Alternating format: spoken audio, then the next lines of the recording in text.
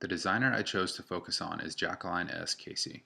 I chose Casey because she appears to be a major influence during and beyond her career at MIT. Casey arguably did more work in her position as a designer at MIT than most people do in a lifetime. Her work is clean, imaginative, compelling, and personal. She has the ability to grab the audience with simple, large format images utilizing either typography or photography with small type to draw the audience in to get more information and ultimately attend the exhibits. Casey's career and focus spanned from 1955 to 1989. Casey studied fashion design and illustration at Massachusetts College of Art, also known as MassArt, where she obtained a Bachelor of Fine Arts in 1949.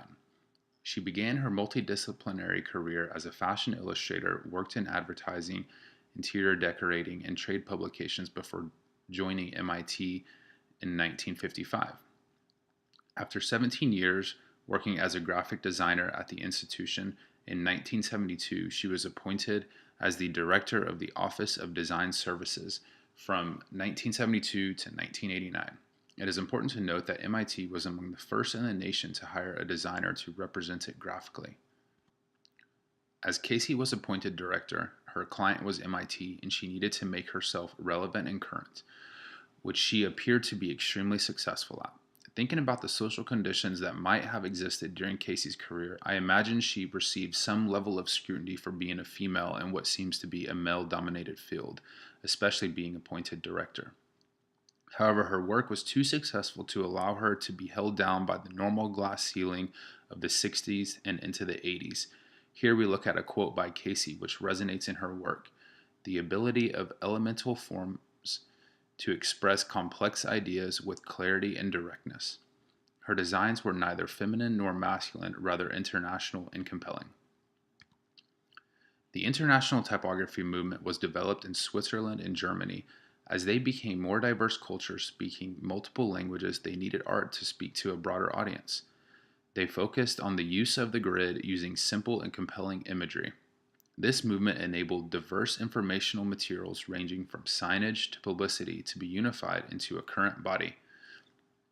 Casey's work was influenced by these noted Swiss and German designers. There appears to be an obvious connection we can draw that the majority of Casey's direct influence came from Teresa Moll. Casey came in contact with Moll during her brief time at MIT in 1958. Before Moll became to MIT, she was an assistant to a Swiss designer, Karl Gerstner. As we begin to look at Casey's work, here is a piece titled Ocean Engineering at the Massachusetts Institute of Technology from 1967. MIT was Casey's primary client. She had the unique opportunity to design for a broad intellectual audience. The underpinnings of the international typography movement seemed to be a direct fit for the job. She was successful in creating a compelling hierarchy within her work. She worked the grid with simplicity and imagination. An important quote by one of Casey's closest colleagues, Professor Cooper, stated, "The spirit of MIT nurtured her work, and in turn, her work nurtured the humanity of MIT." The Moon Show. Here we look at what is Casey's first notable piece. The space between the detailed image of the moon and the text below creates a feeling of vast emptiness between the audience and the subject, personifying how far the moon felt from the audience. Looking at the Moon Show and thinking about cultural events from 1969, the space race immediately comes to mind. This was a competition between the Soviet Union and the United States for supremacy in spaceflight. I am quite certain that the institution, being a hub for research and science, was most likely buzzing with excitement around this time, which most likely leads to the success of this piece being aesthetically appealing and culturally relevant. Goya, the Disaster of War. Here I would like to read an excerpt that says it best about this piece. She is at her best when she employs a visual metaphor, as she does so brilliantly with her use of a blood splat as the solitary image for her exhibition poster, where the interplay of visual and verbal ignites our imagination and encourages a more profound understanding of its subjects. MIT Open House. This piece for me is a slight departure from Casey's norm, but I don't hate the exploration.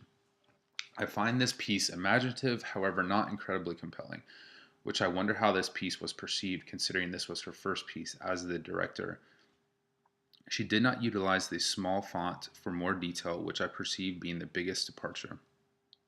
However, the imaginative double duty that the O plays in open and house is fantastic. I know that I will be on the lookout for opportunities like this in my future work. Mediums of language. This piece has a predominantly black background consistent with the movement, with stacked words medium ascending and language descending anchored by of. The type is in all caps sans serif with tight tracking. Three different shades of gray from light to dark. All of these features creates a movement across the piece.